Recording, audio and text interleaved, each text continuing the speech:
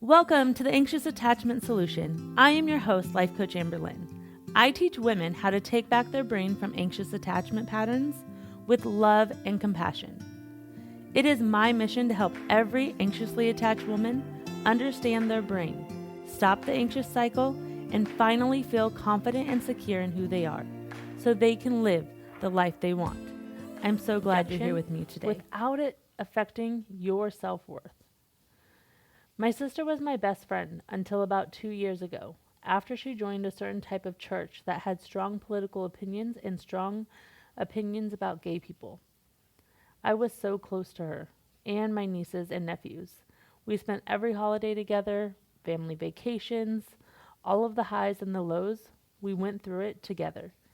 We had our fights and our misunderstandings, but at the end of the day, I knew we had each other's back. So this type of rejection has layers, right? But I don't think we talk about this type of rejection often enough. We talk a lot about love and breakup rejection and abandonment, but we don't talk enough about family and friend rejection and the grief that follows this type of rejection. I think we focus on the rejection part and our mind goes to our limiting self-beliefs about not being good enough. But under the surface is true grief that doesn't even get taken into account. We get stuck in the rejection. We get stuck in believing we aren't good enough or that something is wrong with us. We don't want to accept that someone could leave us, and that causes us to resist reality. And when we resist reality and stay in a state of confusion, quote, confusion, it causes pain. It causes emotional suffering and grief. Our brain prefers to stay in the state of confusion because it is avoiding the harder feelings, the feelings of grief. It is easier for our brain to be angry and confused. These are not fun emotions, they're hard, but they're easier for our brain because some psychologists say these emotions are secondary emotions that are covering up other emotions like sadness, grief, and fear. When we first think of being rejected, we get angry. We don't understand. We are confused. Our brain wants to solve the problem that it thinks created the rejection. It wants to make sense of it. This is our brain trying to protect us from the pain of this rejection and future rejection. What our brain doesn't understand is that if we stay here, in this place, it is so unhelpful. And we are just spiraling and hyper-focused on what went wrong and trying to fix it, which sometimes we can fix or solve the problem. Other times we can't.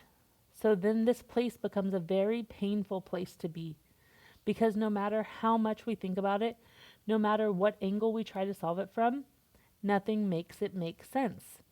Nothing solves it. So the emotion stays. The pain, the suffering, the grief, the sadness stays stuck under the anger. No matter how much I reach out and try to convince my sister that I'm a good person, that I'm the same person that I've always been, that God loves me too, it doesn't change her convictions. No convincing, no trying to prove and earn her acceptance will change her mind. When I do this, this is me still resisting reality, causing myself more pain. The hard reality is that she will not accept me and my wife as a married couple, and she will not see my family as a family. Now, what am I going to do with this information? What am I going to make it mean? Am I going to make it mean that there must be something wrong with me, that I'm not good enough, that I'm a horrible person? I mean, this is the easy right for my anxious attachment brain. This is easy. This is what my anxious attached brain wants me to think. To make it mean something is wrong with me, which creates more sadness, more frustration, and grief. So I have to rewire this reaction. I have to work on it. When my brain wants to tell me I'm not good enough, that there's something wrong with me, I have to talk back to my brain and remind it. Other people's thoughts and actions do not determine my self-worth, or my lovability, or my acceptance. I get to give that to myself. There really is no confusion. It is actually really clear. She made a decision. I don't have to make it mean more than just a decision. I don't have to make her decision mean that I'm not worthy. Now I get to make a decision and love myself through my grief, through my loss, and not lose myself in the process or shame myself in the process. Think about this in your relationship or situationship, in your breakups, in your friend breakups. No matter how much you reach out and try to show them that you love them and that you should continue to stay in contact or stay in touch or hang out, it doesn't work. Sometimes they call or text back. Sometimes they just leave you on red. And your brain makes this mean a lot of different things. If this is a breakup, your brain wants to say, they never loved me. This is a very painful thought. It is also optional. Don't forget that. But this thought invalidates your entire relationship, creating and causing so much more pain to the process, while also creating cognitive dissonance, which creates the confusion. Because your brain and heart can think of the ways that they did love you. So when you tell yourself they never loved you, it doesn't click or make sense with your brain.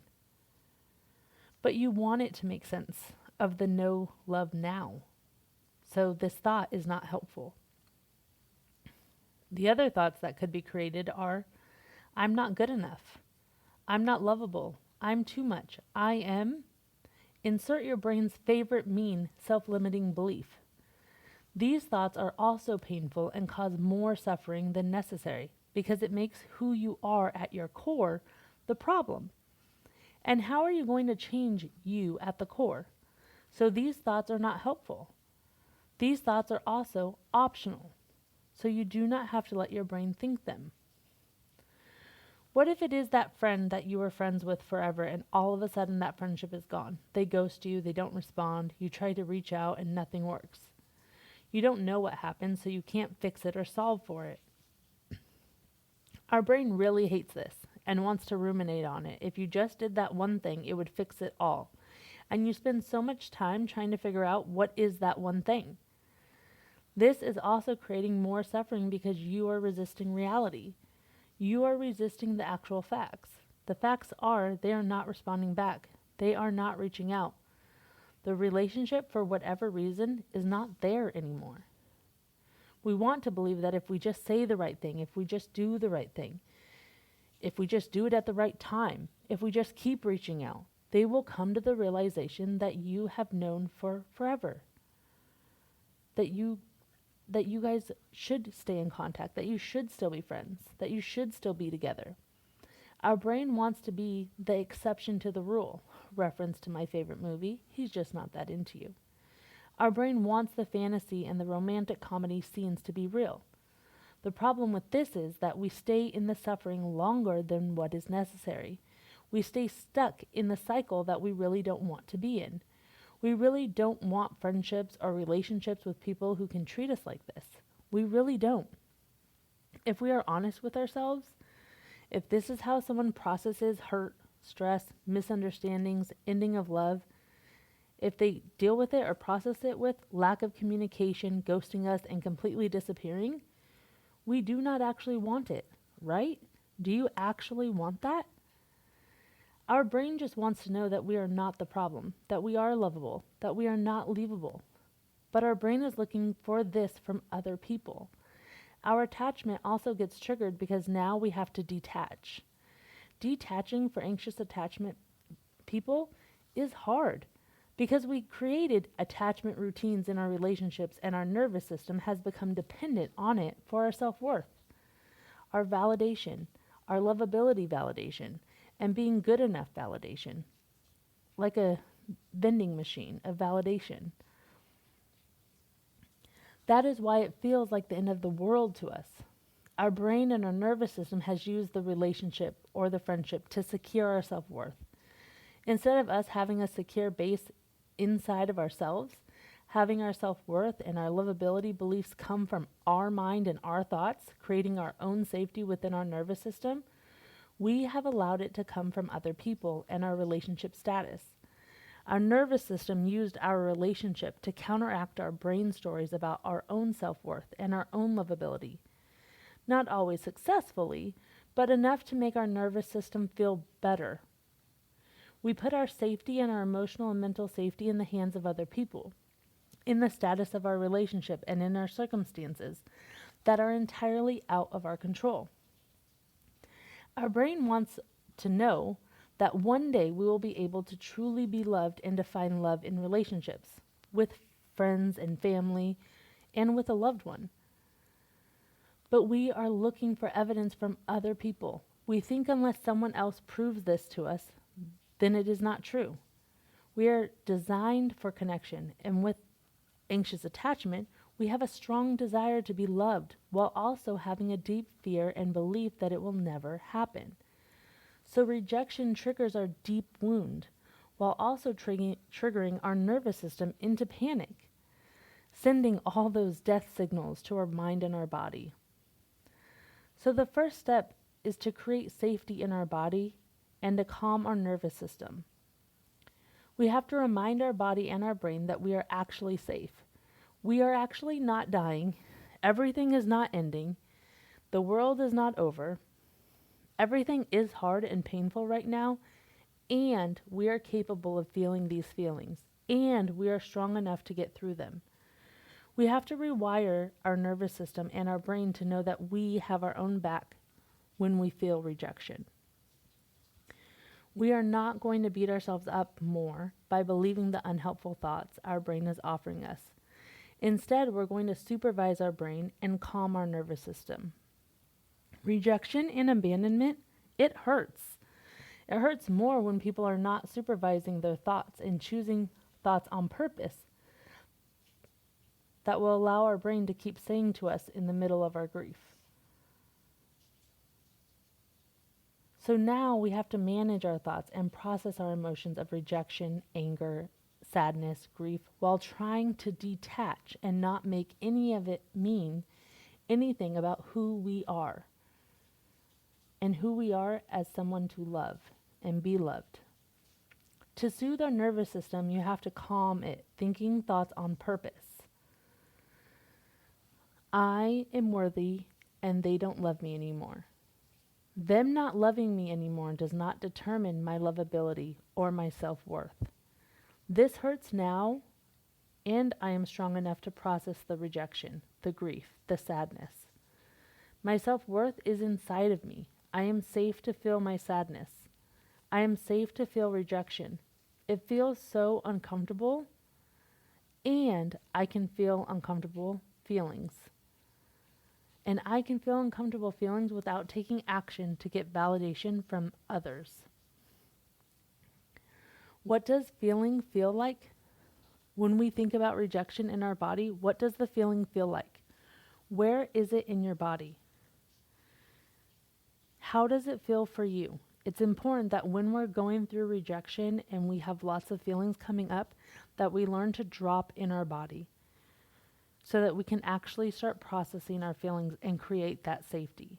When we're trying to calm our nervous system, the other things I do is I drink cold water. I first cross my arms and I tap my arms, the opposite hand to the opposite arm, and I tap myself, regulating my nervous system, bringing myself to the present and into my body to remind myself that I am safe. These emotions are hard, but I am safe. I can handle this. Sometimes I go for a walk or a run. I move my body. I sometimes lay down and listen to healing music or healing sounds. I do whatever my body needs me to do. This has been a process to learn. I have to learn how to drop into my body and ask it, like, what do you need? What kind of movement do we need to process the feeling that we're feeling?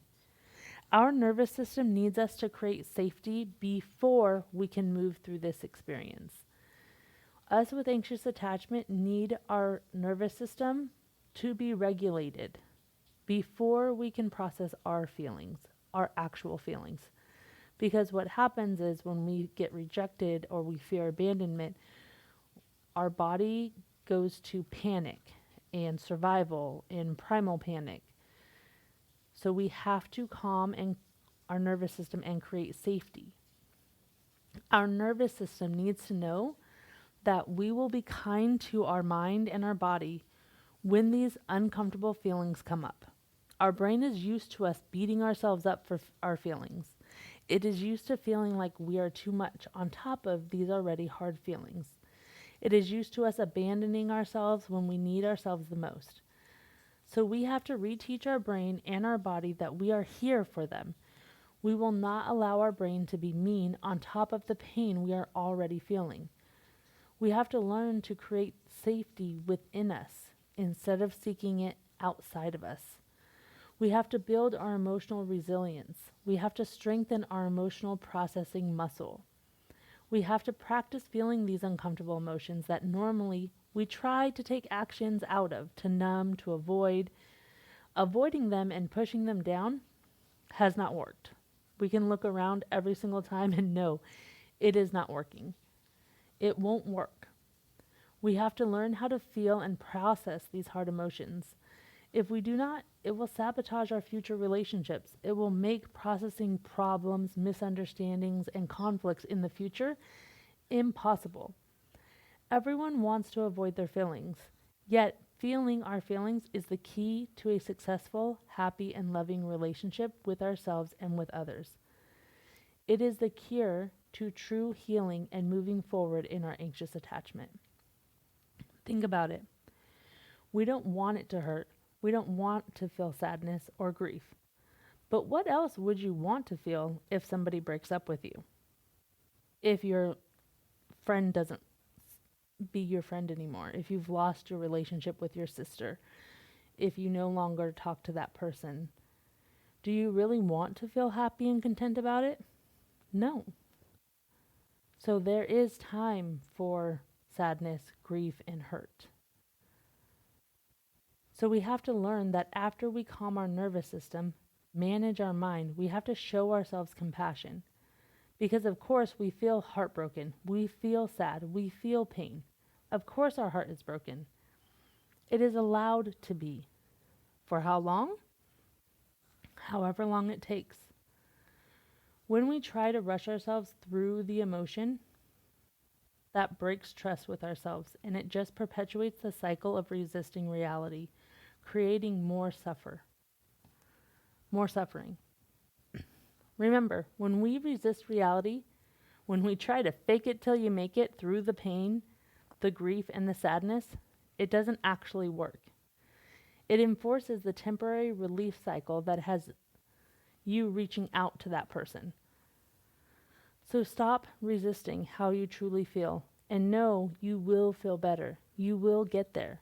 First, you have to give yourself the space and compassion to get there, even when it's hard, but especially when you want to tell yourself to get over it now and when you tell yourself you should be over it by now. Stop making not being over it mean that it is meant to be. Stop making not being over it mean they were the love of your life, or it means you should reach out to them. All of these beliefs and stories do not help you heal. They keep you in the temporary relief cycle. They don't actually allow you to heal and process the emotion. They keep you stuck in the cycle of believing in the hope and fantasy of what if. And that doesn't help you heal through the reality of now. None of us can tell the future. But resisting reality creates suffering, and this we know. We have to show ourselves compassion. When we allow ourselves to truly feel the sadness and the grief, we build trust with ourselves. We show our brain and our nervous system we will in fact not abandon it. The reason this all hurts is because we are alive and living the human experience. We will not get out of this world unscathed. We will not get out of this world without processing a lot of grief, sadness, and rejection. So it only helps us now to learn how to do this and to do it well. I say this with love. We are not entitled to never feel pain and to never suffer. I wish we were, trust me. But we are not entitled to anything being easy and pain-free. The hard knocks of life for some of us, is the emotional journey we endure to healing and growth.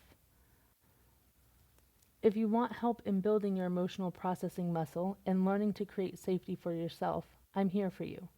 This is what I help my clients do in almost every session, because this is the one thing our anxious attachment and nervous system really wants to avoid doing. It is something that our brain has been trained to avoid. If you want to learn how to process rejection and heartbreak, I'm here for you. If you want to learn how to show yourself actual compassion, I can help you do that too. You do not have to do this alone. I can support you through it. I want to invite you to join my 12-week Anxious Attachment Solution program, where I work with you individually on breaking your anxious attachment cycle, soothing your nervous system, and giving you tools and helping you develop the mindset that allows you to get the life and relationships you want. Email me for your free 1-hour consultation and let's get this journey started. I also want to invite you, my podcast audience, to join my free podcast community Facebook group for Anxious Attachment Solution, where I will be dropping a lot of teachings in 2026. I wanted a place where we can build a community and connect through this growth and healing journey. So I created this Facebook group just for you guys. I can't wait to see you there and meet you. This year I'm bringing to life a lot of things that I wanted for you, my audience, my podcast listeners, to experience. So get on my email list, get in that Facebook group. If you have any questions, feel free to email me at amberlynn@takingbackherbrain.com. If you don't have my Anxious Attachment Free Calming Guide yet, go to the show notes and get it. It's in the links. Also in the show notes, you will find all the links you need to get in touch with me. You can also find me on Instagram at Anxious Attachment Solution. Before we close, I would really appreciate it if you could like and subscribe to this podcast. And better yet, write a review. It helps it gets to listeners just like you who want healing from their anxious attachment. If you have someone in your life who could benefit from this podcast, this is your sign to send it on over to them. I hope you have a great day, and I will talk to you soon. Thank you for joining me today. You are going to want my free guide on how to calm your anxious attachment. So head over to my Instagram, Taking Back Her Brain, and grab it.